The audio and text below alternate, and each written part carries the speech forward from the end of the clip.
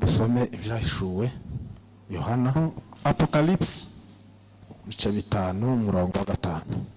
chapitre 5 verset 5. Hagira usoma. Quelqu'un va nous aider?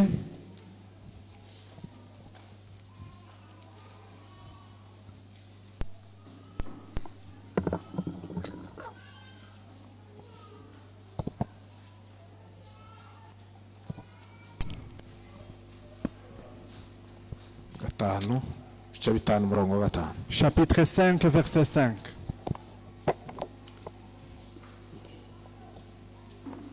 Dusome mu izina rya Yesu. Zahishuwe 5:5. Aravuga ngo umwe muri ba bakuru arambwira ati wirira dore intare y'umuryango wa Yuda n'igishitsi cya Dawidi aranesheje. Wirira dore intare yo mu muryango wa Yuda n'igishitsi cya Dawidi aranesheje. Ngo abumbure igitabo amene n'ibimenyetso 7 bigifatanije. Abumbure igitabo amene n'ibimenyetso 7 bigifatanije. Amen. Amen. Wirira, ne pleure pas. Dore intare yo mu muryango wa Yuda. Voici le lion de la tribu de Juda iranesheje. a vaincu. Wirira, ne pleure pas. Wirira, ne pleure pas. intare yo mu muryango wa Yuda. Le lion de la tribu de Juda iranesheje. a vaincu.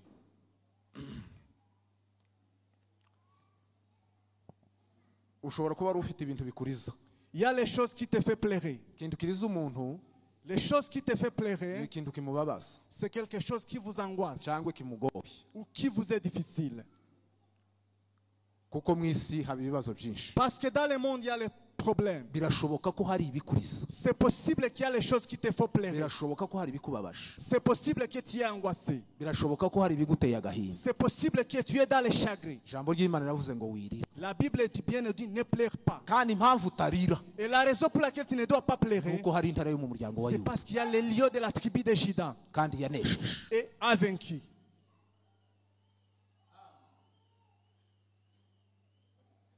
Ngiye kubabwira intare yo mu muryango wa Yuda. Je vais vous dire le lion de la tribu de Juda. Niyo tugiye kuganira. C'est celle que nous allons parler. Ndabashuje mwese mu izina rya Yesu. Je vous salue au nom de Jésus. Abo tudaherukanye n'abo duherukanye mwese ndiko ndeba. Vous tous ici présents, Imana ibahe umugisha. soyez bénis. Intare yo mu muryango wa Yuda. Le lion de la tribu de Juda,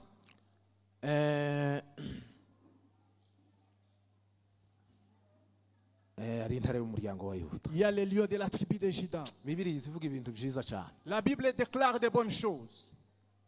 Maze gusoma iki gice, Lorsque j'ai lu ce chapitre, ndibona ko biri mu byahishuwe. vous voyez que c'est dans les livres d'Apocalypse. Buriya Bibiliya yose ni imwe. La Bible est une. Yohana yariko ayishurirwa ibyo mwitangiriro. Jean a été révélé les choses de la Genèse. Ari nabyo byagiye bivugwa muri Bibiliya. Et c'est ce qui a été parlé dans la Bible. Kandi byagiye bivugwa muri Bibiliya. Ce qui a été dit dans la Bible, Ni intare yo mu muryango wa Yuda. c'est le lion de la tribu de Juda Yanesheje. qui a vaincu. Kandi iyo ntare yo mu muryango wa Yuda Et ce lion, ni Yesu. c'est Jésus. Turashima Imana ko Yesu yanesheje. Nous bénissons Dieu parce que Jésus a vaincu. Noneho Maintenant, kugira ngo mwumve intare yo mu muryango wa Yuda, pour écouter, comprendre les lions de la tribu de Juda, ndabwira nyine intare. je vais vous parler du lion. Yesu Jésus, yitwa agereranywa n'inyamaswa zibiri il est comparable à des animaux ariko zitandukanye. qui sont différents. Imwe y'inkazi, Un qui est un animal féroce indi yitonze cyane. et l'autre qui est très lent. Murabizi ko intare ari inkazi. Vous savez que le lion est féroce. Intare ni inkazi C'est un animal féroce, kurusha izindi nyamaswa zose zo. plus que tous les autres animaux. Ndetse ni nayo mwami w'ishamba. Et c'est lui le roi de la forêt. Nta nyamaswa idatinya intare. Tous les animaux craignent les lions. Habe n'abantu barayitinya. Même les hommes les craignent. Intare si ikintu. Le lion, c'est une chose Intare extraordinaire. si ikintu. Ce n'est pas quelque chose de facile. Ariko Yesu kandi Mais Jésus, agasura kitwa intama. il est aussi appelé l'agneau. Intama kandi L'agneau, niyo nyamaswa yitonze kurusha c'est izindi un zose. animal le plus gentil. Iritonze kurusha izindi Il est zose. gentil plus que tous les autres. Intama ntizitaka, L'agneau ne pleure pas. habe n'uyibye ntizivuga Même si vous le volez, ça ne crie pas. iza yamiceceka Il se tait. habe n'iyo bagiye kuyibaga ntizivuga Même si on veut l'égorger, ça ne crie pas. niyo nyamaswa itazitaka C'est un animal qui ne crie pas. iza yamiceceka gusa. Il se tait. Yesu yari intama Jésus était l'agneau. akongera kandi akaba intare. Il était aussi le lion. none ni ukubera iki? Pourquoi? kugira ngo mbabwire intare Pour vous dire le lion, ndabanza mbabwire intama je vais d'abord vous parler de l'agneau. niho muri buze kumva intare. C'est lorsque vous comprendrez le lion. duhe Imana icyubahiro. Levez la gloire de Dieu. asifiwe. Amen. Yesu nk'intama Jésus comme un agneau. asifiwe sana. Alléluia. Yesu nk'intama Jésus comme un agneau. ubundi iyo musomye bibiliya Lorsque vous lisez la Bible, musanga bibiliya ivuga intama gusa vous voyez que la Bible parle de l'agneau. uhereye mu itangiriro En commençant de la Genèse ukageza mu jayishuwe jusqu'en Apocalypse, ni intama c'est l'agneau. ni intama L'agneau. intama gusa L'agneau seulement. intama. L'agneau. kubera iki Yesu yari intama? Pourquoi Jésus était un agneau? kubera iki yagereranijwe nk'intama? Pourquoi il a été comparable à un agneau? impamvu yagereranijwe nk'intama La raison pour laquelle il a été comparé à hari cela, ukugira ngo aze c'était pour qu'il descende, amanuke qu'il puisse descendre, ace bugufi qu'il soit humilié, anyenyekeye. qu'il soit humble. yoga n'imana Ça c'est Dieu ize mu isi qui vient dans le monde, inyenyekeye qu'il soit humble, iceceke qu'il se taise, yitonde soit gentil, kugira ngo ivuke nk'umuntu pour naître comme un homme kandi et autre azapfe qui meurt acecetse. en se taisant. ahimbazwe Amen. ahimbazwe. Alléluia. noneho Maintenant, intama l'agneau yagiye iboneka kenshi. s'est révélé plusieurs fois. muribuka isezerano ryacu rituruka Là où vient notre testament, ni kuri ya mfizi y'intama c'est sur le bouc yo kuri Iburahimu igihe d'Abraham. yari agiye gutamba umwana w'isaka. Lorsqu'il voulait offrir, kuko imana parce que Dieu, icyo yari ikeneye ce qu'il voulait, yari ikeneye igitambo il voulait l'offrande cyo kuzaza gucungura abantu. pour sauver les hommes. Iburahimu Abraham, ashoreye umwana lorsqu'il a mené son fils, amugejeje kuri Moriya, lorsqu'il était sur le mont Moria, ikintu cacunguye Isaka ce qui a sauvé Isaac, ni intama. c'est l'agneau, les brebis.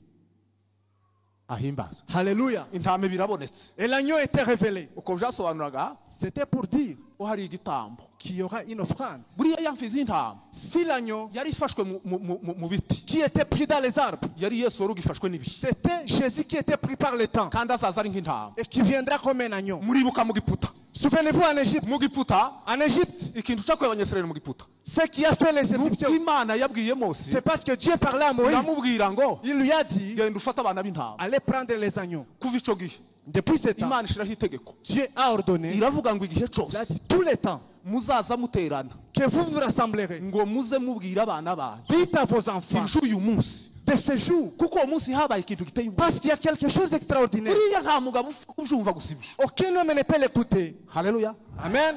biza byumva bake, Que l'écoute. si abantu bose baza bumva ibyo. C'est pas tout le monde. buriya abantu bazagira ngo none ubukristo ni ibintu biremereye bihambaye Les gens cyane. pensent que la chrétienté, ce sont des choses ubundi extraordinaires. ubukristo ni ukumenya. La chrétienté, c'est yesu yaravuze ngo connaître. nimumenye ukuri kuzaba batuye. Si vous connaissez la vérité, elle ubundi vous utaramenya ukuri affranchira. ntibishoboka ubukristo wabumenya. Vous ne pouvez pas l'écouter. ubundi Mose Moïse, kugira ngo pour que aje gufata abana b'intama il prenne les agneaux, namara minjagira amaraso, pour qu'il puisse verser le sang. si umugabo wize amashuri Ce n'est pas un homme qui a étudié. ntiwopfa kubyumva Tu ne peux pas les kuko comprendre. ni ibintu by'ubusabusa, Parce que ce sont les choses ni faibles. ibintu by'intu babiziba, Ce sont les choses ni faibles. ibintu by'abana b'imyaka Les choses des petits enfants. nibuze usanga bahe bato bibiziba. S'ils sont en train de jouer, ibyo imana yari ibwiye Mose, ce que Dieu a parlé à Moïse, ibintu abantu batokumva. c'est que les hommes ne peuvent pas comprendre. gufata intama Prendre l'agneau ukayibaga et l'égorger, ikabwirwa kuyirya, et vous les mangez bakayirya bihuse vous les mangez rapidement, bakenyeye en 5 ans, bakwesa inkweto avec des chaussures. bayirye vuba vuba. Vous les mangez rapidement. ariko imana Mais Dieu, Alléluia, imana yamimubwira ngo Dieu lui a dit, ngo ariko amaraso y'iyo ntama, le sang de cet agneau, amaraso y'iyo ntama, le sang de l'agneau, damu ya mwana kondo, le sang de l'agneau de Dieu, le ferbele chandali le sang de l'agneau de Dieu, damu ya mwana kondo. le sang de l'agneau de Dieu.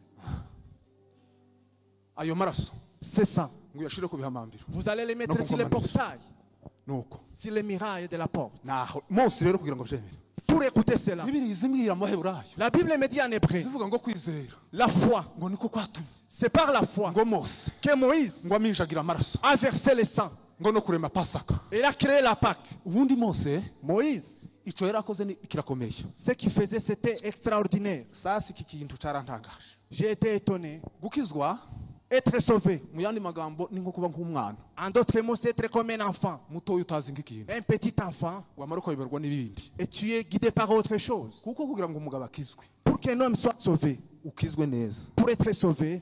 abantu bose bakijwe muri bibiliya Tous les hommes qui étaient sauvés dans la Bible. muzi mose Savez-vous Moïse? mose yari yarize amashuri twese hano tutizi Il avait beaucoup étudié. kuko yari gusimbura farawo Parce qu'il devait remplacer yari Pharaon. yaratojwe kugira ngo azasimbure Il a farawo été instruit pour remplacer ariko ayo Pharaon. mashuri Mais ses études, imana ntiyigeze ibona ko ari ngombwa Dieu ne l'a pas considéré. ko ariyo azayoboza abanyesiraheli Parce qu'il devait guider les ahubwo Israéliens. yamujanye mu yandi mashuri Il l'a amené dans une autre école yo guca bugufi de l'humiliation. aja kuragira intama imyaka 20 Il est allé garder les brebis pendant 40 ans kandi adahembwa sans être payé. kandi mu butayu Et dans le désert, ngo agaruke en revenant, abwirwa ibyo il a été dit ceci. ibyo nta muntu uzupfa kubyumva Personne ne peut l'écouter. mwumve mbabwire ubukristo Écoutez maintenant la chrétienté.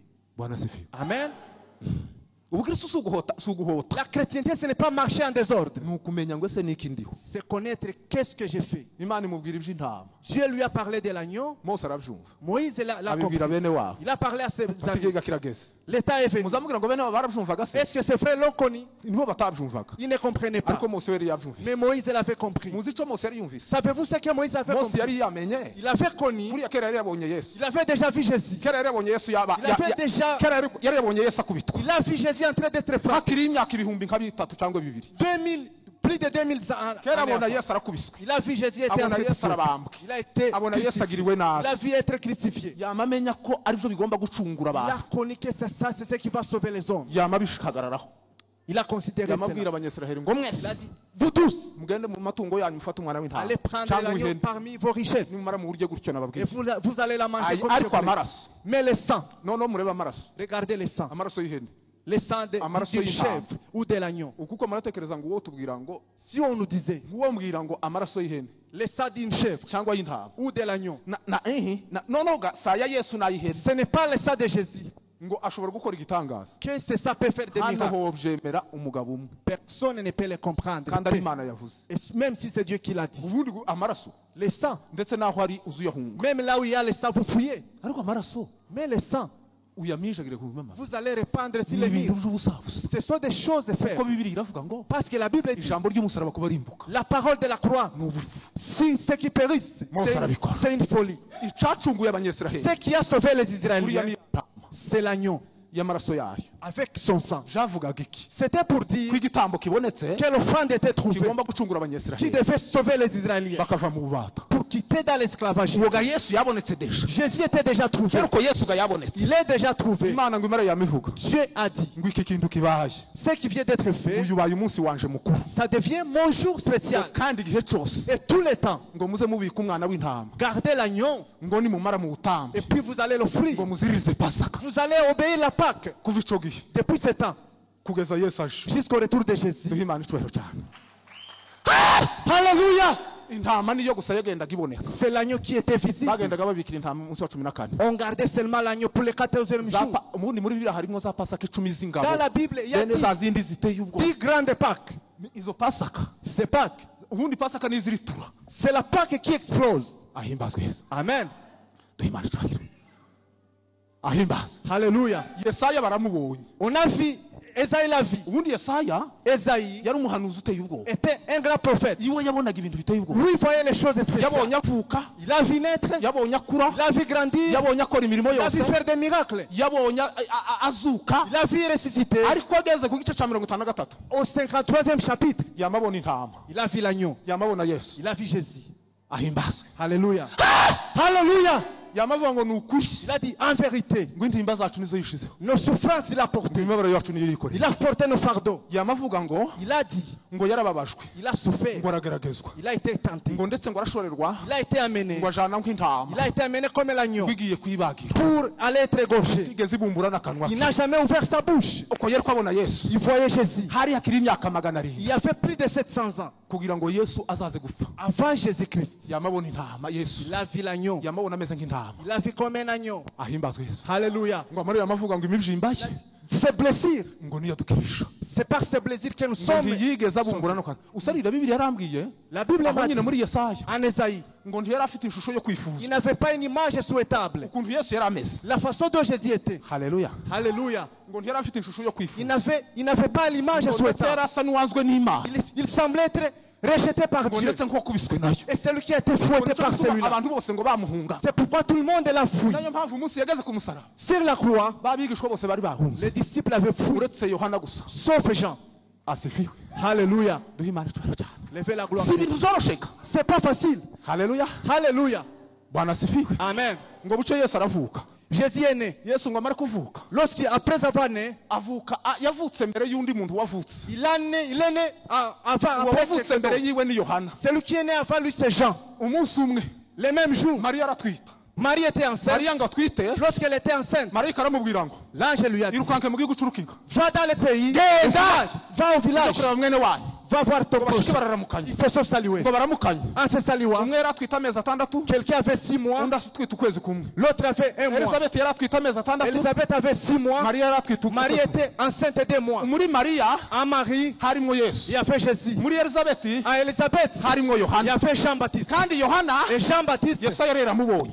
Esaïe l'avait trouvé. Yesaya rero amubonye Esaïe l'avait nta trouvé. kintu Yesaya atabonye. Il a trouvé tout. ngo nimugorore inzira z'Uwiteka Il a vu préparer les chemins ngo de kuko ubwami l'éternel. bw'Imana bubegereye. Que le royaume des cieux approche. noneho ngo bararamukanya Ils se sont salués. ngo baramukanye gutya En se saluant, abana ngo basimbagurutswa mu nda zabo. les enfants ont trachéi. Ahimbazwe Yesu. Alléluia. ngo Mariya arahanura, Elisabeth arahanura Elisabeth avait prophétisé. aravuga ngo mu badamu bose Dans toutes les femmes, murahiriwe tu es heureuse. ngo kuko muri wewe Grâce en toi. Alléluia. aravuka.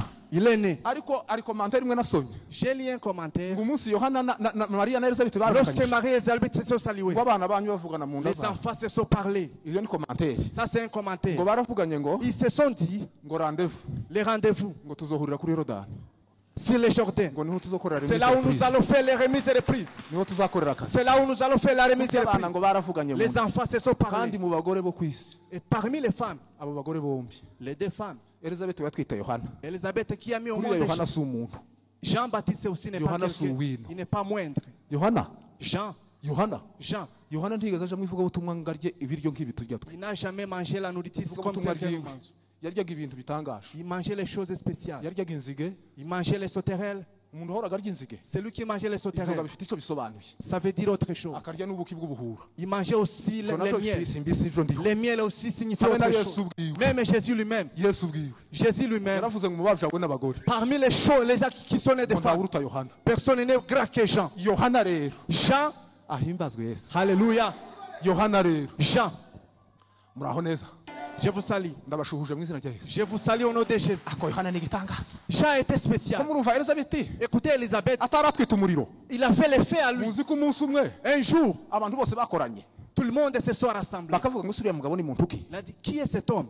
ngo bamaremo batuma abantu Ils ont envoyé les gens. mugende muje kutubariza uwo ari we. Allez demander à cet homme. mugende mubaze niba ari Yesu niba ari Kristo Si c'est Christ, niba ari Eliya si c'est Élie, niba ari Yeremiya si c'est Jérémie, umubaze uwo ari we. allez demander qui il est. baragenda baramubaza Ils sont partis. aturirinda ariko Qui es-tu? baradutumye abantu On badutumye nous a envoyés. tubwire uri we. Dis-nous qui tu es. arababwira ngo Il a dit, ndijwi ry'urangurura mu je butayu. suis la voix de celui qui Birya crie dans Yesaya le yavuze. désert. Celui que Esaïe avait dit. noneho asifiwe. Alléluia. Yohana aravuka Jean était né. arakura. Il a grandi. Yesu nawe aba yavutse. Jésus aussi était né. noneho Maintenant, asifiwe. alléluia. Levez la gloire de Dieu. noneho Maintenant, Yohana niwe watangiye ivugabutumwa. c'est Jean qui a commencé yagenda l'évangile. akavuga ngo nimugore inzira Il z'Uwiteka disait préparez les chemins. ngo kuko ubwami bw'Imana Parce que bubegereye. le royaume des cieux est proche. kandi Yohana Jean, yagiraga imbaraga. il était puissant. muzi ko yavugiraga nkaha Il parlait par ici, ku musozi. sur la montagne. abafarisayo bari hakurya iriya Les pharisiens qui étaient loin, bose ijwi rikagenda rikabakubita mu matwi. la voix était écoutée partout. bose bakaja kuri Yorodani Et kubatizwa. tous descendaient à Jourdain pour hari être umunsi umwe baptisés. baje ari benshi. Un jour, ils sont venus nombreux. yamababwira ngo mwabana Il b'incira a dit, vous les enfants des ngo ninde serpents, waburiye guhunga umujinya qui w'Uwiteka. vous a raconté de la colère du Seigneur? noneho umunsi umwe Un jour, levere dalisa la brèche. alléluia. ko turavuga intama Nous parlons l'agneau. ubundi Yesu agira amazina 5. Jésus a 5 noms. agira amazina 98. Il a 98 98. voix. 98 amazina voix. Yesu ni 98. C'est 98 voix. ariko amazina ye bwite Mais ses noms propres, ni 5. c'est 5. rimwe muri iryo tuba tuvuga L'un de ces noms, ni ntama w'Imana. c'est l'agneau de Dieu. Asifiwe. Alléluia.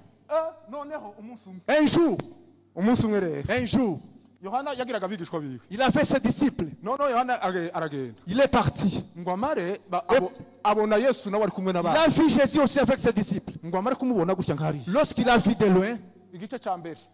le premier chapitre, Murongo wa 29. 28e verset, Ngo amubone gutya. en le voyant, Yamabwira abo bari kumwe bo. il a dit avec ce qu'il était, Ngo ko murabona uriya mugabo. voyez-vous cet homme? Mwumve kwerekwa. Écoutez la vision. Mwumve bene uko kwerekwa kutaba. Écoutez cette vision. Yamavuga ko murabona uriya. Voyez-vous cet homme? Ngo uriya muri ko mubona. Celui que vous voyez. Asifiwe. Amen.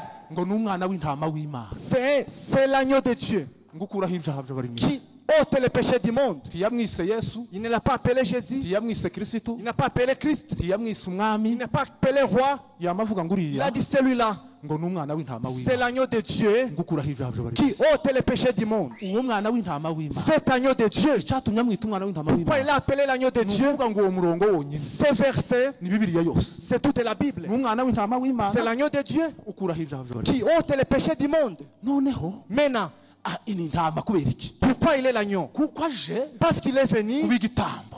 comme une offrande. Alléluia. Asifiwe. Amen. Aje gushenjagurwa. Il est venu être fouetté. Aje guhindurwa inyama. Il est venu pour être brisé. Ubundi asifiwe. Alléluia.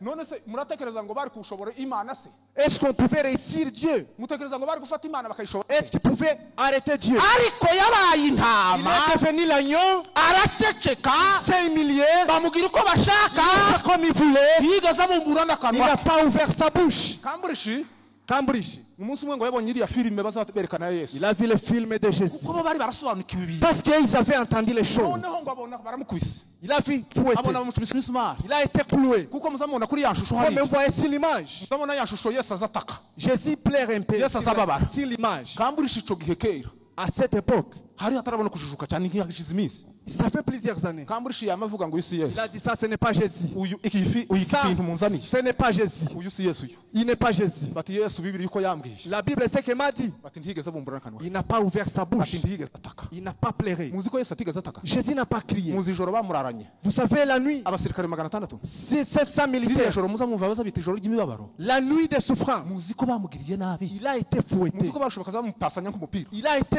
fouetté comme un Abandi ballon. bakamufuruziga. Les autres ont tiré la barbe. Il a été fouetté. Muzi ko atigeze abumbura n'akanwa. Il n'a pas ouvert sa bouche Kuko yari azi icamuzanye. parce qu'il savait l'objectif. Ntama w'Imana. L'agneau de Nicyo Dieu. gituma agereranywa n'intama. C'est pourquoi il est Iyo contre. adaca bugufi. S'il ne pouvait pas Ngo s'humilier aze kuba igitambo. pour être l'offrande, Ntaba yaraturekipeye. il ne pouvait pas nous Kuriya récupérer. guca bugufi. Sa façon de s'humilier, Umwami w'amahoro le roi de la paix uje gucungura qui abantu. vient sauver les hommes, Imana ije kwiyita Dieu qui vient s'appeler igitambo cyoroheje cyane l'offrande humble kugira ngo twego turekipere. pour nous récupérer. Niyo mpamvu rero C'est pourquoi yicishije bugufi. il s'est humilié. Ngo araganduka. Il a été Ngo obéissant. aca bugufi. Il s'est humilié. Ngo aramanuka. Il a descendu. Ngo amera nk'imbata. Il est devenu comme Ndetse agamera l'esclave. nk'umugaragu w'imbata. Il est devenu comme l'esclave d'un Ngo ni ya esclave. ntama. Ça, c'est l'agneau. Ngo bituma Imana. Et Dieu Ngo imuhe izina risumba il a n'amazina yose. donné le nom qui est plus au-dessus de tous les noms. Turashima Imana ko Nous bénissons Dieu, Yesu Kristo w'i Nazareti. Jésus-Christ de Nazareth, Ntama w'Imana. l'agneau de Dieu. Ntama w'Imana. L'agneau de Dieu. Kubera umwana w'intama w'Imana. À cause de l'agneau de Dieu. Lade etote. Alléluia. Kubera umwana w'intama À w'Imana. cause de l'agneau de Dieu. Nicyo gituma duteranye. C'est pourquoi nous sommes ici. Kubera umwana w'intama À w'Imana. cause de l'agneau de Dieu. Nicyo gituma ndi umuvugabutumwa. C'est pourquoi je suis évangéliste. Kubera umwana w'intama À cause w'Imana. de l'agneau de Dieu. Nicyo gituma dutarama tukaneza. C'est pourquoi nous sommes dans la joie. Kubera umwana w'intama À w'Imana. cause de l'agneau de Nicyo Dieu. gituma nababariwe. C'est pourquoi j'ai été Kubera pardonné. umwana w'intama À w'Imana. cause de l'agneau de Dieu. Alléluia. Kubera umwana w'intama À w'Imana. cause de l'agneau de Dieu. Nicyo gituma umuvumo wamvuyeho C'est navuze. pourquoi je ne souffre. Kubera umwana w'intama À w'Imana. cause de l'agneau de Dieu. Mfite amahoro yo mu mutima. J'ai la paix Iyo intérieure. umunyabyaha nta mahoro nagira. Je sens que j'étais Ariko péché. kubera umwana w'intama À w'Imana. cause de l'agneau de Dieu. Le ver de la saliva. Alléluia. Kubera umwana w'intama À w'Imana. cause de l'agneau de Dieu. Alléluia. Yesu tigeze amenya icyaha yambaye ishusho y'icyaha.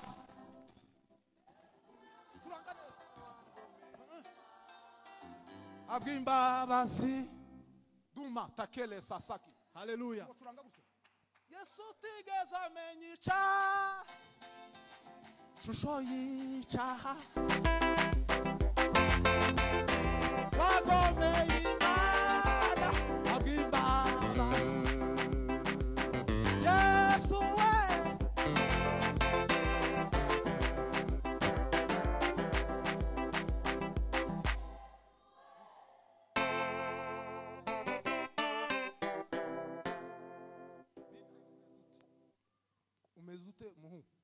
Comment tu es? Shangela kita soke maya. Ta microphone ufite? Vous n'avez pas de microphone. Kubera umwana w'intama w'Imana. À cause de l'agneau de Dieu, Duhimana ishubahiro. levez la gloire de Dieu. Turabo turi bono. Nous sommes ce que nous sommes. Icuri cono. Nous sommes ce que nous sommes. Sasa abakristu Les chrétiens. asifiwe milele. Béni soit Dieu. Ico turi. Ce que nous sommes, Ico turi cono. ce que nous sommes aujourd'hui, Nukubera gusa umwana w'intama. c'est à cause de l'agneau de Dieu. Duhimana ishubahiro. Levez la gloire du Seigneur. Hallelujah. Alléluia.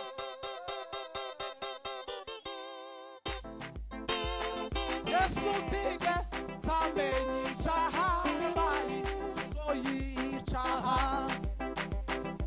Umunyabyaha wagomeye Imana abw'imbabazi. Yesu tige kumenya.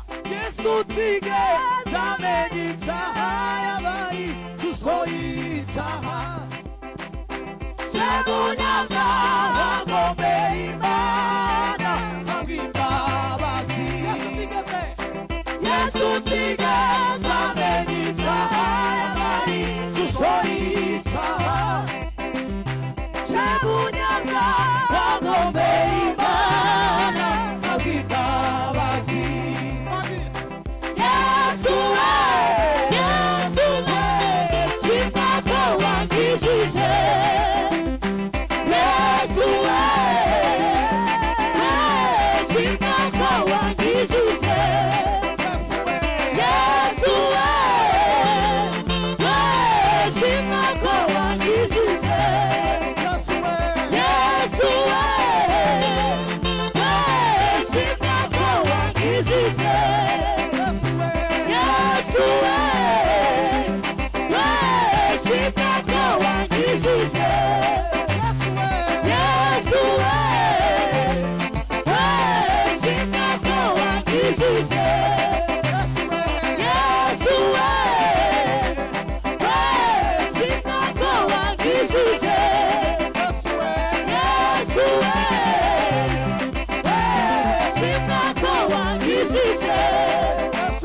Yesu we, shima ko wangishije. Yesu we, shima ko wangishije. Yesu we, shima ko wangishije. Yesu we, shima ko wangishije. Yesu we, shima ko wangishije. Yesu we, shima ko wangishije. Hey! Kubera umwana w'intama w'Imana. À cause de l'agneau de Dieu. Kubera umwana w'intama À w'Imana. cause de l'agneau de Dieu. Twavuye mu rupfu. Nous sommes quittés de la mort.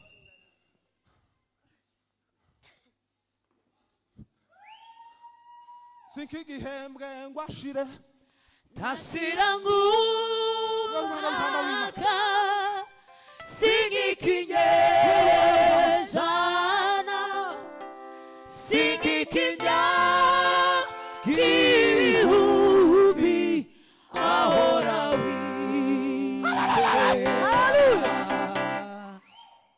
Kubera umwana w'intama w'Imana. À cause de l'agneau de Dieu. So turwara indwara tugakira. Nous tombons malades et nous sommes guéris. Kubera umwana w'intama w'Imana. À cause de l'agneau de Dieu. Abana bacu baza biga amashuri Les bakayatsinda. enfants étudient et réussissent. Kubera umwana w'intama À w'Imana. cause de l'agneau de Dieu. Abana bacu baza bakora amakwe. Les enfants se marient.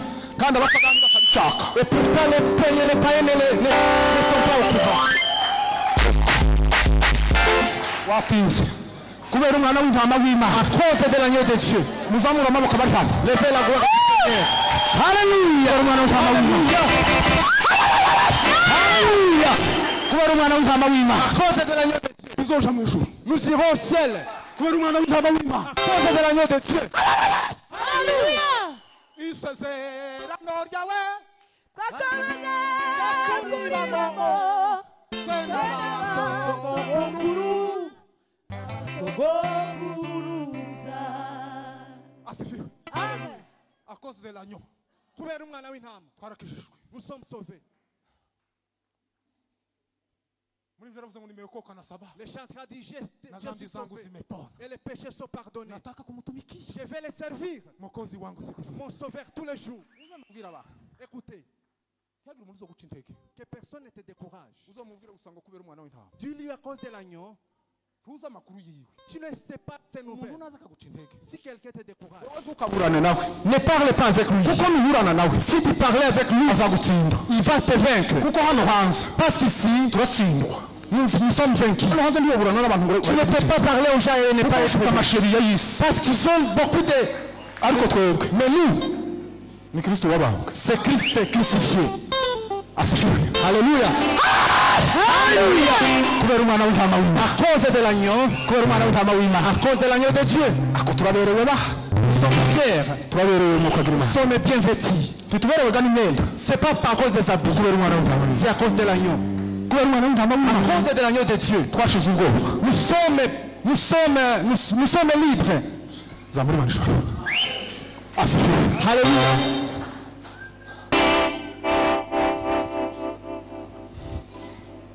Intare mu muryango wa Yuda. Les lions de la tribu de Juda. Intare mu muryango wa Yuda. Les lions de la tribu de Juda. Yesu Jésus. asifiwe. Alléluia. Akora imirimo yose. Il a fait les œuvres. Ariko agikora imirimo. Pendant qu'il faisait les œuvres, Yagiye avuga ibintu bitandukanye. il a parlé différentes choses Zerekana kuko agiye kubambwa. qui montraient qu'il allait être Kuko crucifié. objectif yari imuzanye. Parce que son objectif, Kwari kuja kubambwa. c'est être crucifié. None kubambwa muzamira ngo niki? Vous croyez la crucifixion, c'est Undi lui kubambwa être crucifié kwa Yesu Kristo. de Jésus-Christ. Ni imbaraga. C'est la puissance. Ni imbaraga. C'est la puissance. None ni izo mbaraga. Écoutez cette puissance. Asifiwe. Alléluia. Ele epopepe. Alléluia. Yesu rero. Jésus, Umunsi umwe yanyuze ku rusengero gutya. un jour il passa sur l'église. Yamavuga ngo Il a dit, ngo urusengero cette église, ngo ni urusenyo. je peux la détruire Akarwubaka iminsi itatu. et la bâtir pendant 3 jours. Abafarisayo bari aho ngaho. Les pharisiens étaient là. Kandi urwo rusengero rwubatswe imyaka 46. Et l'église a été bâtie pendant 46 ans. Mu birego bamureze Il a été accusé. icyo ni kimwe.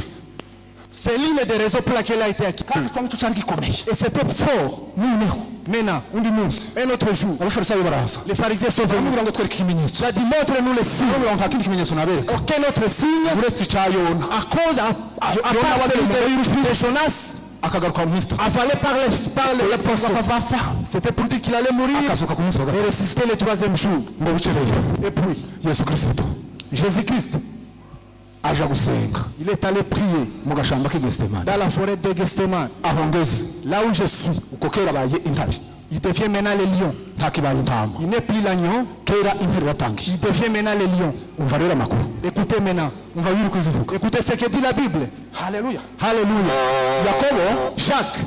asifiwe. Alléluia. Muzi wa Bibiliya uyitangiriraho. Vous savez comment c'est la Bible? Ni Yakobo. C'est Jacques. Yakobo Jacques, ni umuhungu wa Isaka. c'est le fils d'Isaac. Isaka ni uwa Ibrahim. Isaac, c'est le fils d'Abraham. Ibrahim niwe wahawe isezerano. C'est Abraham à qui le Bibiliya promesse zivuga a ngo été donnée. ikomereza kuri Yesawu. Il a fortifié sur Isaac. Irigira indahiro kuri Isaka. Il a fait fortifier sur Isaac. Ikomereza kuri Yakobo. Il a fortifié sur Jacques. Gukomereza kuri Yakobo ni ukubera iki? Le fortifié pour Jacques, c'est quoi? Ni ukuvuga ngo Imana C'est pour qu'il dise que Dieu, niwe munsi yari yiboneye urubyaro. c'est le jour où il a trouvé sa descendance. Kuko urubyaro rw'Imana Parce que la descendance est de Dieu. ruva muri Yakobo n'abari abahungu cumi n'abiri. Vient de Jacob avec ses 12 fils. Yakobo rero Jacob, arakura il a grandi. abyara abo bana. Il a mis au monde ses enfants. Yakobo abahungu biwe Ce fils, amaze gusaza lorsqu'il était grand, uzi igitangaza cyabaye. savez-vous, Noneho abwira abana be buri munsi. il a parlé à ses fils. Ngeze hano mbarage. Venez, je vais vous donner l'héritage. Baraza. Ils sont venus. Noneho abana be baraza. Ils sont venus. Ngo baze Lorsqu'ils sont venus, ngwino tuje hano. venez avec nous. Bana baraza. Les enfants sont venus. Bose yagiraga ngo Il voulait dire, abarage il voulait donner l'héritage ababwira ibyenda kuzababaho. pour dire ce qui va arriver. Ngiye kubabwira intare y'umuryango wa Yuda. Je vais vous dire les lions de la tribu de Juda. Rubeni niwe wari mukuru. Ribé était le grand. Abamukozeho Il a touché sur lui kugira ngo amuragega. pour l'hériter, pour donner Ariko asanga l'héritage. yakoze amanyanga. Il a trouvé qu'il avait fait des fautes. Aravuga ngo ntacyo no kuvuga. Il a dit, je ne dirai rien. Wuriye urutara rwa so. Toi, tu as monté sur le lit de ton père. Aje kuri Simeyoni. Il a touché Siméon. Simeyoni nawe ntacyo yamuvuzeho. Lui aussi n'a rien dit. Na Lewi ndetse. Lévite aussi. Kuko nabo hari uburakari bigeze kugira. Lui aussi, un jour, il s'est querellé avec ses frères. Hanyuma uwa kane Le 4e, ni Yuda. c'est Juda. Abandi bose bari aho ngaho. Les autres étaient présents. Nabo bari barindiriye ko Ils attendaient aussi hari icyo Yakobo bavugaho. que le père dise Kandi quelque Yakobo chose. yari amaze guhuma Il était déjà aveugle. ntiyabonaga Il neza ne voyait pas clairement. ngo agere kuri yuda En arrivant sur Judas, yageze kuri yuda en arrivant sur Judas, ahita ukuboko kurafata la main a tenu. yamavuga ngo yuda we Il a dit Judas, Judas, yuda we Judas, yuda we Judas. yamavuga ngo yuda we Il a dit Judas, ngo bene so bazagushima tes frères, ngo yuda we Juda. ngo bene so bazakwikubita imbere tes frères seront humbles devant toi. bene se baramurebye Les frères ont dit, avuga ngo yuda we Judas, ngo ni ukuri en vérité, ukuboko kwawe ta main ngo gufashe ku ijosi ry'abanzi bawe est sur les coups des ennemis. yamavuga ngo yuda we Il a dit Judas, ngo ndakurebye je te vois. ndakwitegereje neza En te voyant, ndakurebye neza je te vois. ngo meze ngo nk'icana c'intare Tu es comme un lionçon, simba wa yuda le lion de la tribu de Judas. none ngo mariya yamavuga ngo yuda Et we puis il a dit Judas, ngo ndakurebye en te voyant, ngo urabunze tu es quelque kubunda part. murabyumva Vous voyez là, lorsque le lion, c'était ni quelque nko part. gutegama C'est ngo être ngo en attente. aho ngaho Là où tu es. aho ngaho niho ndi buze nko gusozereza C'est là où je vais conclure. kuko nahumvise ubutumwa budasanzwe Parce que j'ai compris quelque chose. ngo yuda we Judas, ngo urabunze tu es en attente. ngo umeze nko nk'intare Tu es comme un lion. ngo urabunze Tu es en attente. ngo umeze nko nk'intare y'ingori Tu es comme un lion ngo iboneke abana bayo qui garde ses ngo lions. yuda we Judas, ngo ubwami ntibuzakuvaho le royaume ne va pas te quitter. ngo yuda we Judas, ngo inkoni y'ubutware le bateau de commandement ngo ntizava kuri yuda ne va pas te quitter ngo nyirayo ataraza avant que son propriétaire ne vienne. intare birabonetse Les lions étaient trouvés. muzi iryo sezerano icyo ari cyo Savez-vous cette promesse? ni isezerano rya yesu kirisito C'est la promesse de Jésus-Christ utakiri intama qui n'est plus l'agneau, ahubwo azaza ari umunyembaraga mais qui viendra état fort. duhe imana icubahiro Levez la gloire. asifiwe yesu Alléluia. noneho Maintenant, abanyisirayeli bavuye mu giputa lorsque les Israéliens ont quitté umunsi l'Égypte, bavuye mu giputa en quittant l'Égypte, bageze iriya mu nzira en arrivant dans les chemins, hari abantu batambitse il y a les ko obstacles qui sont bagendaga banyura venus. mu bihugu by'abanyamahanga Parce qu'ils passaient dans les pays des ennemis. siyoni na hoge Sion et Hog, barabitambika ils se sont mis devant eux, ariko barabarwanya barabatsinda mais ils les ont vaincus. ngo bagere imbere En arrivant devant, abamori barabitambika les Morites sont venus. noneho bakaba bafite umuntu witwa balamu Ils avaient quelqu'un qui s'appelait Balaam. balamu yavumaga ikintu kikabaho Balaam disait quelque chose et ça se balaki réalise. aramukodesha aramubwira ngo Balak tugende lui a alloué, il est dit venez. ngo amujana ku musozi Il l'a amené sur la montagne. ngo amugeze ngaha En arrivant sur les noneho kureba hausses, abanyisiraheli gutya sur les sommets des montagnes, ikintu yababonyemo qu'est-ce qu'il a vu? yababonyemo intare Il a vu les lions. ababonamo intare Il a vu les lions, ngo nk'intare y'ingori une lionne, ngo nk'intare y'ingabo comme un lion ngo ninde wabasha kuyivumbura qui peut les détruire. balaki dutahe Balak rentre. aba bantu bari mu intare Ces gens ici, ils ont un kandi lion. intare Et les lions, ni ikintu giteye ubwoba c'est une chose uzi ko extraordinaire. bibiliya La Bible izivuga intare parle du lion. bibiliya izivuga ngo La Bible dit, ngo umunyabyaha les pécheurs, ngo azahunga ntawumwirukanye ils fuient sans qu'on les chasse. ngo ariko umukiranutsi Mais le juste, ngo azashira ubwoba nk'intare il a l'assurance comme un muzi lion. ko bibiliya izivuga La Bible dit ko intare ari umwami w'ishamba que le lion, c'est le roi de la forêt. muzi ko intare Savez-vous que le lion, habe no ku mashusho izitera ubwoba même si les images muzi ko sacrées, intare savez-vous que le lion itazibura umuhigo ne manque pas la proie? muzi ko intare itobura ibiryo Savez-vous que le lion ne peut pas manquer la proie? intare ntiyosonza Il ne peut pas être dans la famille. kuko yo Parce que ifite inzira igihumbi il a 1000 voies zo guhiga de ikabona chasser et trouver la proie. umusore ngo niyo yagize nk'ubute bwo kuja kure Même s'il ne veut pas aller loin, ngo izigenda ikishima gusa munsi y'ibiti il vient et il se cache derrière les arbres. ikavuza gusa nk'umugari ikaba nk'iniha gusa Il fait quelque chose utundi tunyamaswa twose twama dutibuka et tous les animaux commencent à tomber. nta nyamaswa idatinya intare Tous les animaux craignent les lions. hari umusirikare wigeze kumbwira Il y a un militaire qui m'a dit, arambwira ngo bari ahantu nyine mu mashamba ils étaient très loin dans la forêt. kandi ari benshi bafite imbunda Et ils étaient nombreux. noneho Maintenant, ngo bageze gutya ahantu mu byatsi lorsqu'ils voyaient quelque part dans les airs, ngo bumva ikintu kirishaganyisha ils ont senti quelque chose qui bougeait. ngo baravuga ngo reka baje kureba Ils ont dit, allons voir. ngo baje kureba ngo bumva ari intare Et ils ont trouvé que c'était les lions. iba nkivuza gusa irigorora gusa Le lion s'est bougé seulement. iravuga Il a grondé. abantu bafite imbunde Les gens qui avaient les armes, barirutse ils ont couru, bariruka ils ont fui, noneho bahungira ahantu hari uruzi ils ont fui vers la rivière kugira ngo bambuke pour traverser. uwo nguwo ari kumbwira Celui qui me disait, hari igiti kimwe ikiraro kimwe il y avait seulement un pot. iwe rero bakibyiganiraho iwe agwa muri ya mazi Lui, il est tombé dans l'eau. yarambwiye ngo baje kumukuramo efiriyo ngo amaze kunywa nk'utujerekani tubiri ngo bari bamukandagira mu nda kugira ngo ya mazi asohoke aturebe abantu twese twari dufite imbunda ariko intare Tout le monde qui avait les armes. kandi ntijya twirukanye Et il ne nous a pas fait fuir. ati gusa intare Les lions. abagabo bazibonye kera Les gens qui en ont vu dans l'ancien temps. sinzi umugabo ngo yagazifa kuniha inihe igihe gangahe Lorsque ça bougeait seulement très loin, iwe ngo akamafata icumu karashinga muzigo lui il pouvait prendre la lance et le mettre dans les feux. nta muntu itazitera umushitsi Il crée tout le monde. habe n'Imana yigeze kubwira Yobu Dieu avait parlé à Job. bari kuza intare naremye Est-ce que tu sais les lions que j'ai créés? ngo nyiremana ububasha Je l'ai créé avec la Ubwo pouvoir. se urayizi yo Est-ce que tu en ubwo connais se ngo Job? wabasha kuyihigira umuhigo Est-ce que tu peux chasser pour les lions?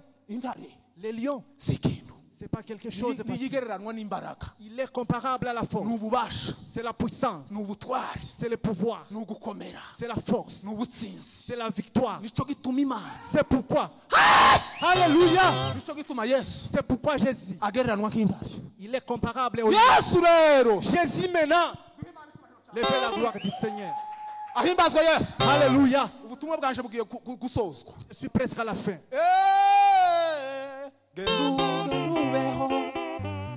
matendo ya Mungu yapita fahamu Les œuvres de Dieu. ntare yo mu muryango wa Yuda Les lions de la tribu de Juda. kama simba ananguruma akianda jeshi lake musitishwe sana tunaye mshindi wa mwanzo na mwisho kama simba ananguruma uko intare baryamyemo Les lions est en vous. uko irabunze muri mwebwe Les lions est en attente en vous. duha Imana icyubahiro Levez la gloire du Seigneur. yaratwimanye uwo Yesu intare Les lions, Yesu w'i Nazareti Jésus de Nazareth. aja mu gashamba k'Igetsemani Il est allé dans la forêt de Gethsemane ari kumwe n'abigishwa bamwe avec certains disciples. hakabamo umwe wabaye gito Il y avait un qui n'était pas bon. uwo ni Yuda Il s'appelait Judas. Iskariyoti Judas Iscariote. ngo arangize rero Yuda Iskariyoti Judas Iscariote. baramugurira Il a comploté contre Jésus. bamuha amafaranga On lui a donné l'argent. kandi amafaranga usere ya gito Et peu d'argent. ngo bamare Yuda arababwira ati muze nje kubereka Et Judas a dit, je vais vous le montrer. kuko hariya mu gashamba k'Igetsemani Parce que dans les jardins de Gethsemane, Yuda yari ahazi Judas en connaissait kandi bien. nawe yagazaje gusenga Yesu yagaza abashana Lui aussi partait prier. yari azi n'amasaha azagenda Il savait même les heures. Yuda arababwira muze nje kubereka Venez, je vais vous le montrer. asifiwe Alléluia. Yuda arabashaka Il les a amenés. ajana igitero Il a amené l'attaque. duha Imana Levez la gloire du Seigneur.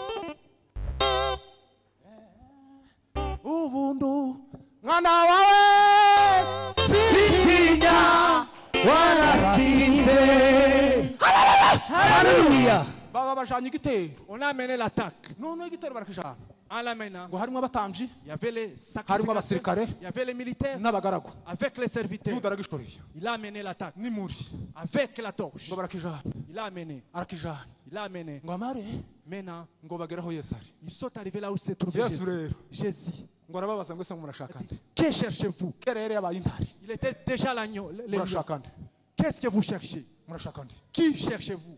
oto ibila soke murashaka nde Qui cherchez-vous? ngo baramubwira ngo turashaka Yesu w'i Nazareti Nous cherchons Jésus de Nazareth. ngo arababwira ngo ni jewe hano Il a dit, moi, me voici. duha Imana icyubahiro Levez la gloire. muzi ko yababwiye gutyo Il a dit cela. bose bikubita hasi Et tous sont tombés. bose Tous sont tombés.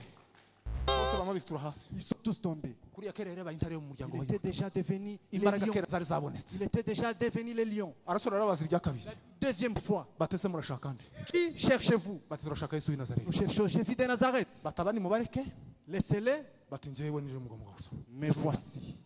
asifiwe Alléluia. mwumve mbabwire Écoutez, kurya bafashe Yesu en prenant Jésus, bazi ko ari umunyembaraga ils savaient qu'il était puissant. kuko ukuntu bari bahwereye Parce que la façon dont ils sont tombés, ariko arabareka kugira ngo bakore icyo il bashaka les a laissés pour faire ce qu'ils veulent. kugira ngo amasezerano asohore C'était pour que les promesses s'accomplissent. bamujana mu rukiko Il a été amené dans la cour. araburana imanza zine Il a été jugé 4 fois. aratsindwa ariko nta cyaha afite Il a été vaincu même s'il n'avait pas de bamwikoreza problème. umusaraba Il a porté la croix kugira ngo agere kuri ubu objectif pour seulement avoir l'objectif. kugira ngo isezerano ry'intare y'umuryango wa Pour Yuda que la promesse du lion risohore de la tribu de Juda s'accomplisse. ageze ku musaraba En arrivant sur la croix. Sur la croix. yabambwe yarangije ibyo kuducungura yarangiye tumushime n'umukiza. Haleluya. ageze ku musaraba Sur la croix, niho hano twasomye c'est là où nous avons lu. ngo Yohana Jean, ngo abona la vie, ngo yicaye mu ijuru, celui qui était au ciel, ngo yicaye kuri ya ntebe, sur les trônes, ngo yicaye kuri ya ntebe, sur les trônes.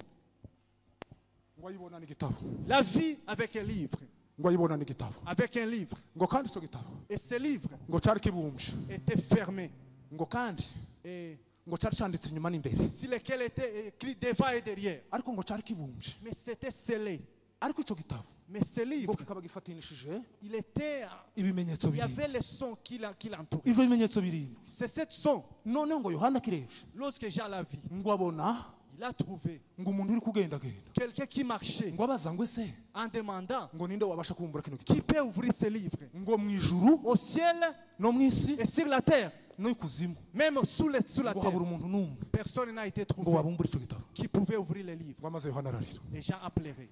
ngo Yohana ararira, Jean pleura. ngo arize, En pleurant, ngo amaze marayika araza, l'ange est venu. ngo aramubwira ngo Yohana Il we a dit, Jean, ngo wirira, ne pleure pas. ngo intare y'umuryango wa Le Yuda lion de la tribu de Juda ngo iranesheje, a vaincu. ngo kandi ngo ije Et il est venu ngo gufata ibimenyetso pour prendre les 7 sons ngo abikureho. et pour enlever les sons. uzi icyo bisobanura aho ngaho? Qu'est-ce que cela veut dire? Ni ku musaraba C'est sur la croix. Yesu kwitanga kwiwe Jésus en se donnant, kugira ngo en ameneke amaraso. s'offrant pour verser son sang. Iyo usomye hepfo niho habivuga, Lorsque vous continuez, kuriya amasezerano yose, toutes les promesses, amasezerano yose toutes les promesses yarabumbiye muri Kristo Yesu. étaient scellées en Jésus-Christ. Umunsi yageze ku musaraba Lorsqu'il est arrivé sur la croix, agashenjagurwa, lorsqu'il a été versé, Akava amaraso. détruit, il a versé son sang. kuriya ni ca gitabo, C'est le livre. niwo munsi kimenagurika, C'est le jour où on a versé ce niwo livre. munsi ibimenyetso C'est le bimenagurika, jour où on a scellé les niwo sons. munsi igitabo kibumbuka, C'est le jour où on a ouvert les livres. niwo munsi duhabwa C'est le amasezerano, jour où les promesses ont été niwo données. munsi ducungurwa. C'est le jour où on a été sauvés. None igitangaza cyabaye, Maintenant, les miracles est Yesu ageze ku musaraba rero,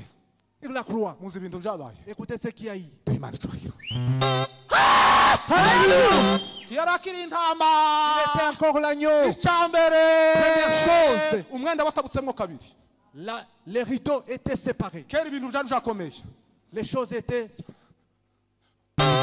La voile. umwenda kera ubutabutsemo kabiri, La voile était séparée. ku musaraba Sur la croix, hama haboneka umwijima, il y a eu les ténèbres. hama haboneka ubwira kabiri. Il y a eu les ténèbres. Kera bayoboye uko bigenza, L'éclipse, abari ku rusengero nabo babonye umwenda watabutsemo ceux kabiri, qui étaient à l'église, abaza basesengura bibiliya ceux qui interprètent la bazavuga Bible, ngo umwenda watabutsemo kabiri, lorsque la voile était ngo séparée, bagerageje kuwudoda, ils ont essayé de les coudre. ngo bagire inshuro nyinshi, Ils ont fait plusieurs ariko fois. bamara kuwudoda ukamusura ugatabuka. Lorsqu'ils voulaient Aho coudre, gana ahera ça hahera, s'est séparé. ayo mateka kandi tuyavuze On ne peut pas kugira ngo parler umuntu ça. wese yinjire. Yesu ageze ku musaraba, Sur la croix, ubwo twese twinjira ahera hahera, tous nous sommes entrés.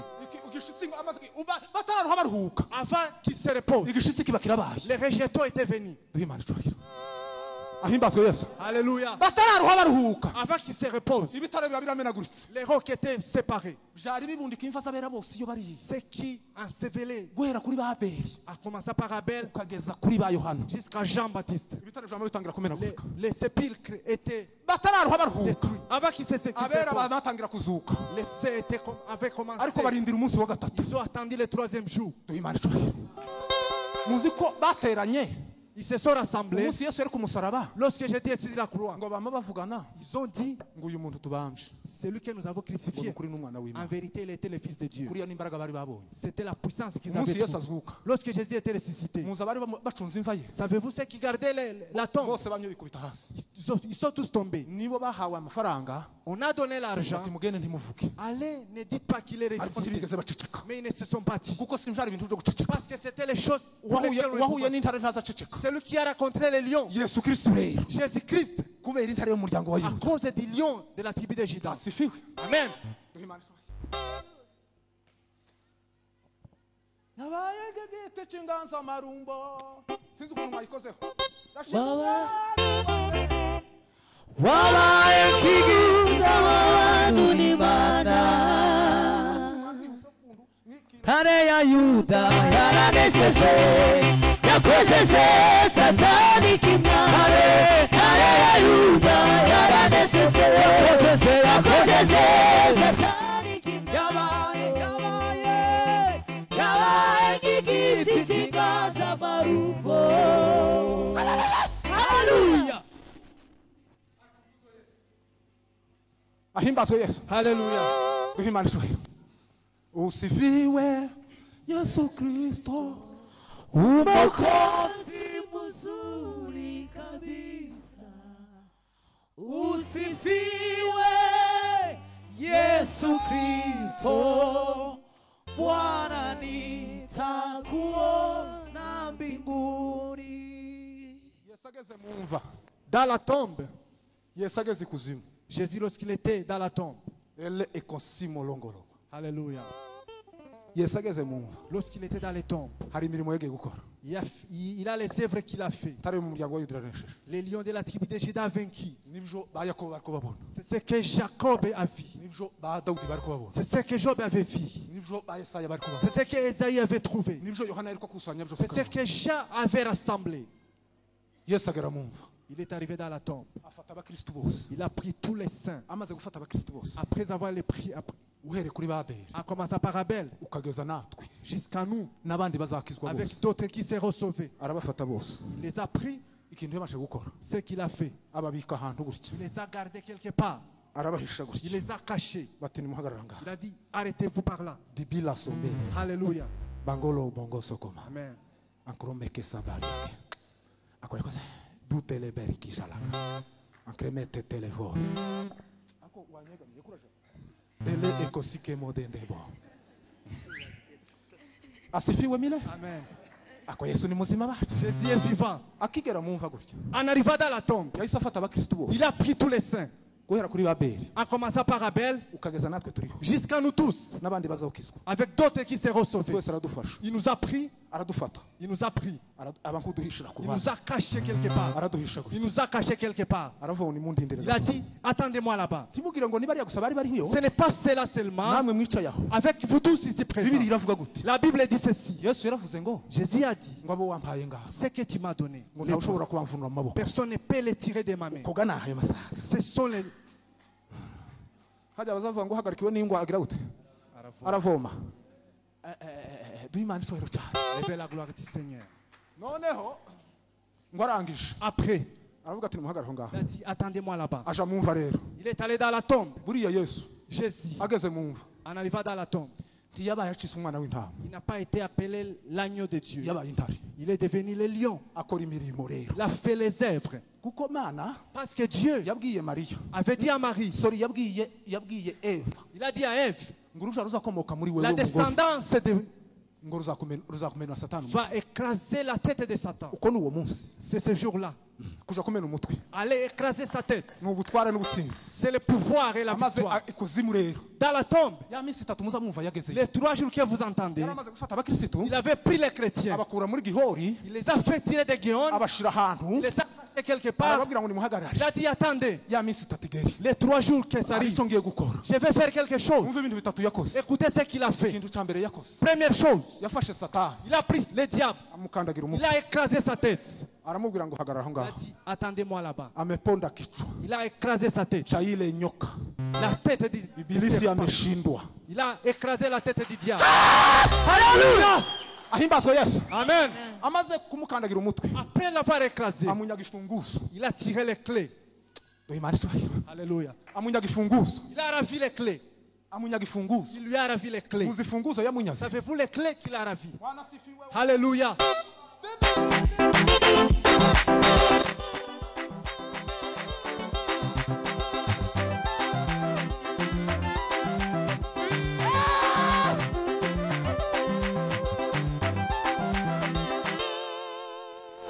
Amunyaga ifunguzo. Il lui a ravi les clés.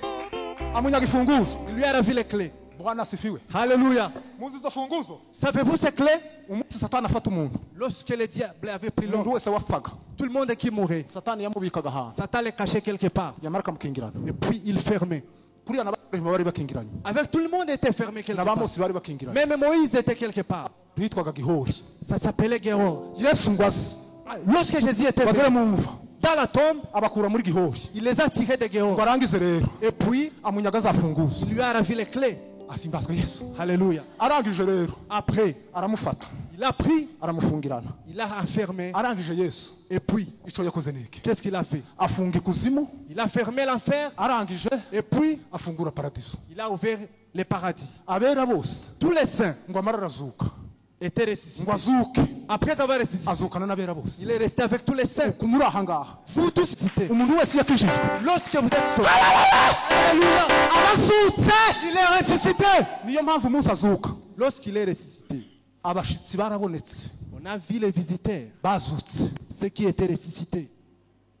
hazabaho igitaramo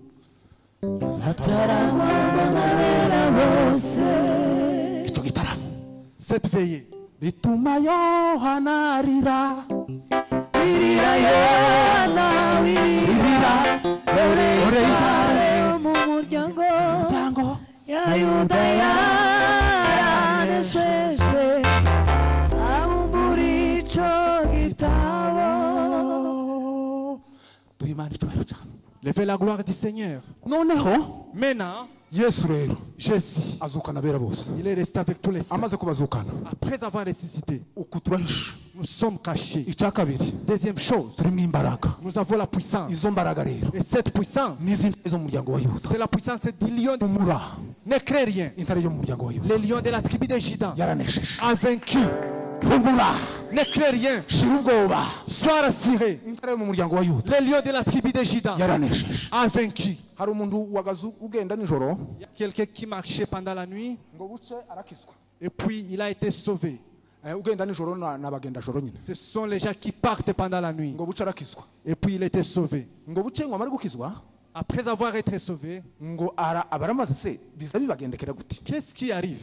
kugenda nijoro Marcher pendant la nuit. twebwe misiyo yacu tugenda duhiga abakirisitu Nous cherchons les chrétiens kugira ngo tubagirire nabi pour les faire du mal. ngo amare yamavuga Puis il a dit, atariko mais bati umukirisitu nyawe un vrai chrétien, ntituza tumubona nous ne le voyons pas. tuza tuhasanga ibimenyetso bitatu Nous trouvons 3 signes ku rugo iwiwe sur sa maison.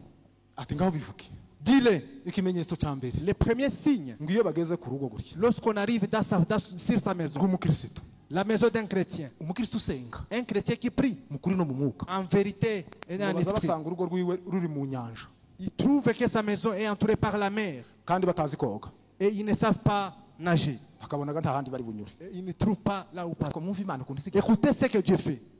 bakabasubiyeyo Il y rentre. icya kabiri Deuxième signe. bwana sifiwe Alléluia. ngo iyo batasanze urugo rwe ruri mu nyanja Lorsqu'ils ne trouvent pas la mer, ngo baza bahasanga umuco ils trouvent une grande lumière. ngo baza basanga itara Ils trouvent une lampe ngo rikaza ribatwika bari ku birometero nka bibiri qui les brille à 2 kilomètres. kandi ga bambaye ubusa Et ils sont nus. bavuga se tumeze gute Comment sommes-nous? bakamasubirayo Ils rentrent. ako yesu ni umuco w'isi Jésus, c'est la lumière du monde. ukundi muzi amakuru Vous ne savez pas les kuko nouvelles. yaba twari tuzi amakuru Si on était au courant. asifiwe sa Amen. ngo icya gatatu Troisième signe. ngo iyo ibyo jombi batabihasanze Lorsqu'ils n'ont pas trouvé ces deux signes, ngo baza basanga intare iryamye imbere y'inzu ye ils trouvent un lion sur sa porte. kandi nta muntu wo kwegera intare Et personne ne peut approcher un lion. duha imana icyubahiro Amen. niyo mpamvu nababwiye ngo C'est pourquoi je vous ai dit, intare yo mu muryango wa yuda les lions de la tribu de Juda, izirara iwawe ils passent la nuit chez vous. reka nkubwire Je vais vous dire, ukundi ubayeho ku bwawe tu ne vis pas par ta force. abadayimoni bazaguhiga ku manywa na mu Le gitondo diable te pourchasse matin, midi, soir. ariko kubera intare yo mu muryango wa À yuda cause du lion de la tribu de Juda, dawudi yaravuze ngo nzaryama niziga David a dit, je dormirai tranquillement. kuko uwiteka ndinda amahoro masa Parce que le Seigneur me garde. uko umubona Comme vous voyez, twahawe ibintu bikomeye nous avons été donnés des choses spéciales. turarinzwi Nous sommes protégés. bibiri iravuga ngo La Bible dit, ngo uba mu rwisho rw'isumba celui bushobozi qui est dans la cachette du Très-Haut, ngo azahama mu gicucu il va demeurer dans son imana nom. icyubahiro cyane asifiwe Alléluia. hari umugabo wigeze kungendaho cyane Il y a un homme qui m'a beaucoup pourchassé. ahantu nari ntuye iriya nyine iriya hepfo mu majyepfo Là où j'habitais au sud. angendaho Il m'a beaucoup pourchassé. iyo mwuka agira imana kandi duturanye inzu n'indi Et il était mon voisin proche. nuko imana iraturinze Dieu nous garde. kubera intare y'umuryango wa yuda À cause du lieu de la tribu de Juda. uziryamusinzire Garde, dors tranquillement. kubera intare y'umuryango wa À yuda cause du lieu de la tribu. habe n'ubwo ibintu bizozamuka Même si les choses étaient ariko bouleversées, intare yo mu muryango wa yuda mais le lion de la tribu de Juda. abana bawe bagomba kwiga, Tes enfants doivent étudier. abana bawe bagomba gushakwa, Tes enfants doivent se marier. abana bawe bagomba kugera ku masezerano, Tes enfants doivent avoir les promesses. nawe ugomba kugera ku Et toi masezerano aussi, tu dois avoir les promesses. kubera ko urarinzwe, Parce que tu es gardé kubera intare y'umuryango à wawe. cause du lion de la tribu de Juda. Nimwakire intare y'umuryango wawe, Recevez les lions de la tribu de Juda. nimwakire intare yo mu muryango wawe, Recevez les lions de la tribu de Juda. nimwakire intare yo mu muryango wawe, Recevez les lions de la tribu de intare Juda. yo mu muryango wawe udaranesheje, Recevez les lions de la tribu de Juda. Alléluia. intare yo mu muryango wawe Les udaranesheje. lions de la tribu de Juda vaincu.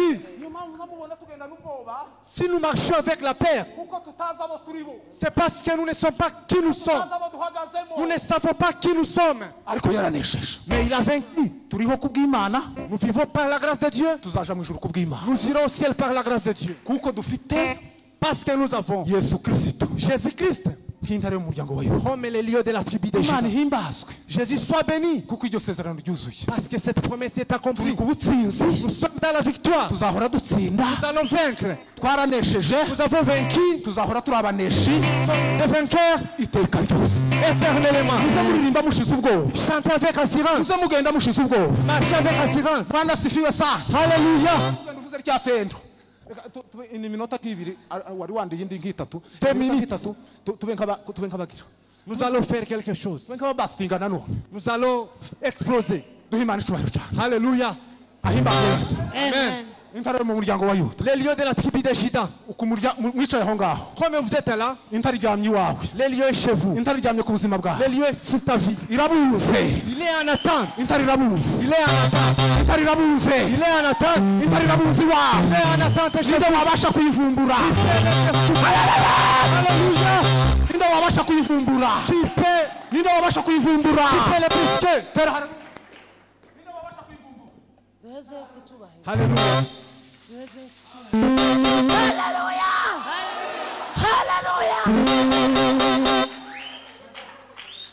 Kubera umwana w'intama w'Imana. À cause de l'agneau de Dieu, Gasura kaba n'intare y'umuryango wa Yuda. qu'il est le lieu de la tribu de Juda, Mureke tubyine. nous allons louer le Seigneur. Nahimbazwe. Qu'il soit béni. Kubitanga umukunga gusa.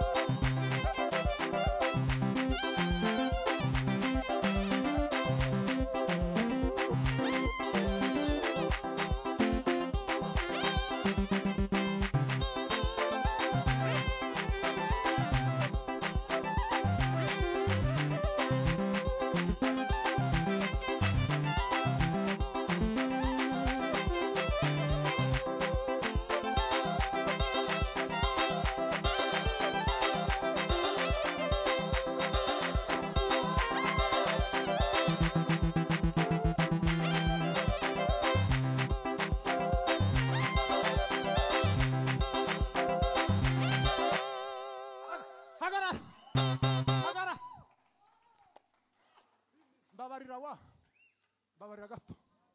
Duhe Imana icyubahiro. Sha ugeze ku murya nshaka. Mwumve mbabwire. Aha hantu ahari indwara hose. Intare yo mu muryango wa Yuda. Izirebana igitsura.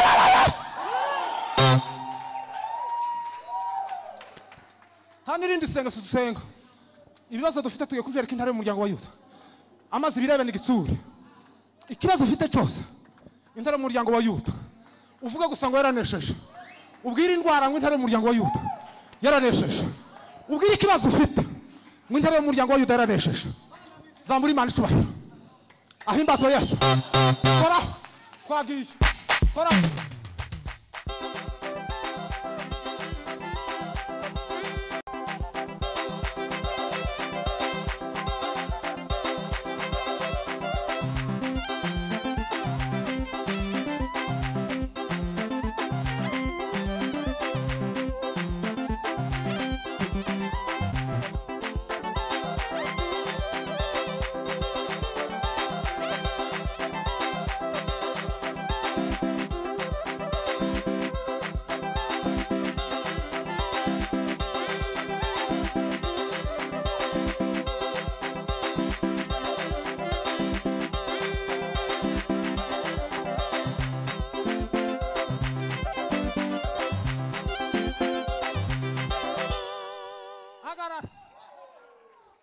Araza gusenga mwene data hariya wicaye.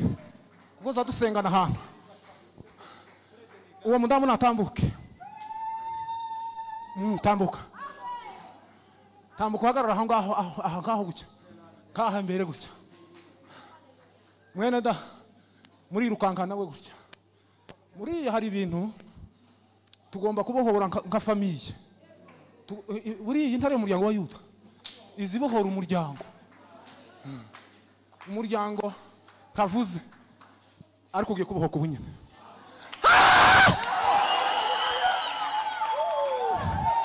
Kandi sinzi impamvu yayo makutano. Sinzi impamvu ibintu byagenze gutya.